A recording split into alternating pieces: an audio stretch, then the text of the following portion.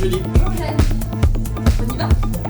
Aujourd'hui, on va parler de réseau et de comment est-ce qu'on le sollicite et on s'en sert. Est-ce que vous pouvez nous dire avant tout qui vous êtes, d'où vous venez et ce que vous faites ? Je suis Julie, je viens de la préfecture de région PACA et je suis là pour parler du Lab Zéro. 2 horizons sont portés dans le cadre de notre lab, le zéro SDF et le zéro non-recours au droit.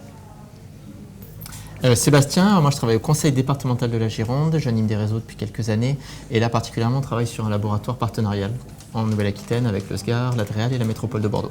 Vous avez chacun réussi à agréger autour de projets de vos laboratoires des acteurs, des parties prenantes. Est-ce que vous pouvez nous expliquer comment vous y êtes pris ? On est sur de l'intelligence collective, donc si on est intelligent tout seul, ça ne marche pas.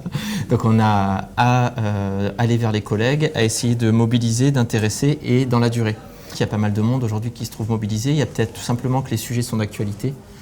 Donc ça, chercher des nouvelles manières de travailler, chercher des nouvelles réponses à des problèmes qui sont déjà anciens, on n'a pas trouvé les bonnes solutions aujourd'hui, donc se réinventer dans nos pratiques professionnelles, dans nos manières d'appréhender la chose publique, c'est un peu le défi de tout agent public aujourd'hui, donc forcément ces sujets-là intéressent. Et quand on peut proposer de la matière un peu concrète et arriver très vite à des idées de solutions qu'on va tester, c'est sûr que ça peut donner envie. Le pari, c'est d'essayer de gagner du temps à faire ensemble plutôt que perdre du temps à faire tout seul. Et nous, de notre côté, certainement que ce qui a mobilisé la communauté, c'est un petit peu l'originalité de la démarche, le fait que le lab soit porté par le préfet de région et que différents acteurs aient été incités à faire une politique publique un peu autrement, en adoptant une posture plutôt innovante, en changeant leur casquette habituelle.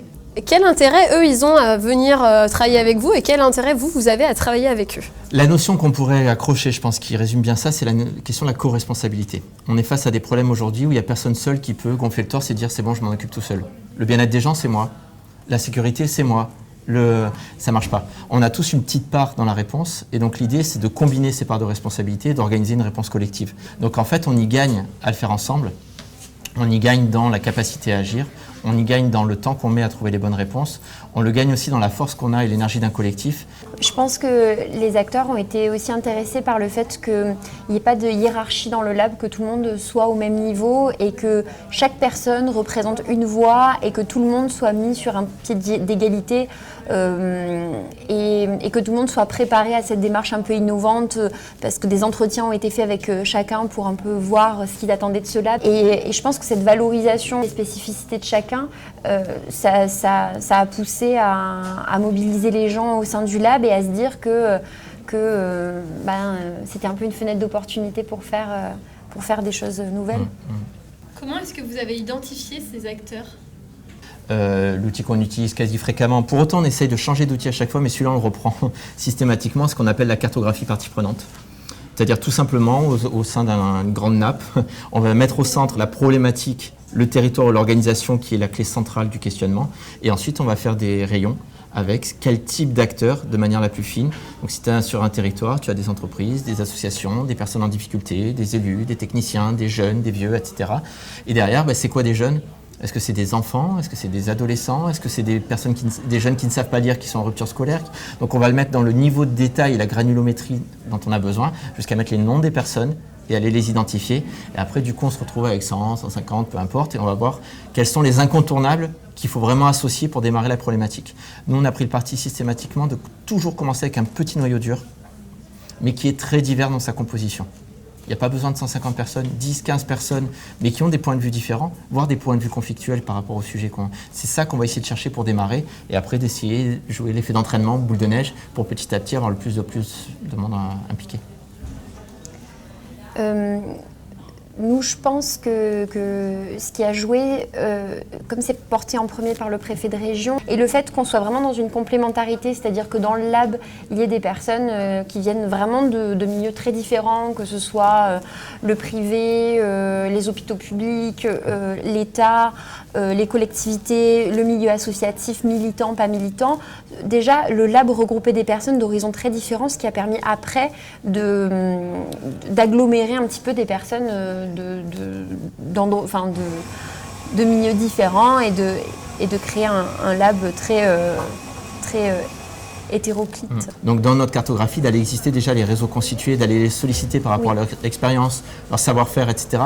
Et essayer à eux aussi de leur apporter de la matière extérieure, nouvelle, qui puissent combiner par rapport à leur vision, qui puissent compléter et qui puissent aussi du coup nous servir de ressources en termes d'expertise d'usage ou de vécu par rapport à la problématique qu'on va traiter. Oui. Une fois que ce réseau est constitué, comment vous faites pour conserver la dynamique ? Je pense que ce qui est important, c'est de bien être clair sur les objectifs et les échéances. C'est-à-dire que nous, dans le cadre des ateliers, à chaque fois, une autre échéance était prévue. La prochaine réunion va se dérouler là. Donc tout le monde se focalisait sur la prochaine réunion, sur clairement les objectifs, ce que devait devenir le projet. Et donc tout le monde connaissait un peu la feuille de route. Et donc là, même si aujourd'hui on ne travaille pas avec tous les membres du lab sur chaque projet, puisque c'est des petits groupes, l'important c'est de communiquer dessus, c'est de leur faire des retours de ce qui est en train de se passer et que les personnes se sentent toujours liées à ça, qu'elles puissent réagir, qu'elles puissent poser des questions. Et je pense que c'est la régularité de l'information, de faire des retours et puis d'essayer aussi régulièrement de regrouper tout le monde. Pour moi, on peut faire un coup une fois, et avec des moyens de la préparation, réussir à mobiliser plein de monde. La principale difficulté, voire le principal risque, c'est la question de la durée. C'est-à-dire que si on n'en fait rien derrière, c'est démobilisateur et c'est des personnes qu'on n'arrivera pas à remobiliser par la suite. Peut-être quelques clés, c'est d'avoir toujours un regard évaluatif sur la gouvernance au sein du réseau. Comment ça se passe?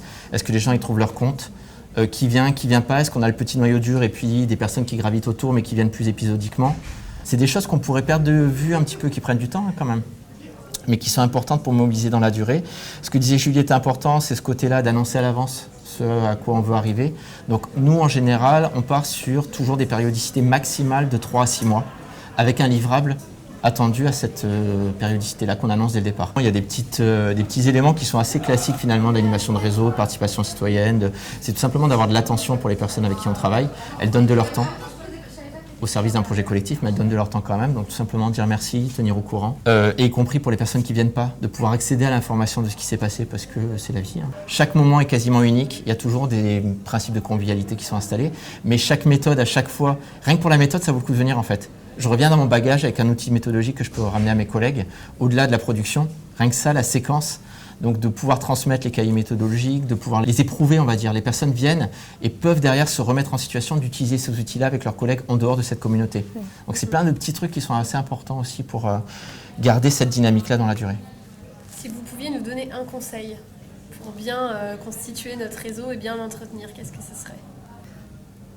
Et en fait, je vais rajouter un truc sur un conseil. On le voit un petit peu dans les formations au pitch, c'est le côté enthousiaste. Il faut y croire à notre projet. Si tu y vas en essayant de mobiliser, presque en t'excusant, je suis désolé, je sais que ça ne mobilise pas. Le fait d'y croire, c'est quand tu y vas, c'est pas jouer, c'est pas un rôle. C'est tu y vas parce que tu y crois. Et ça se sent, ça se ressent, etc.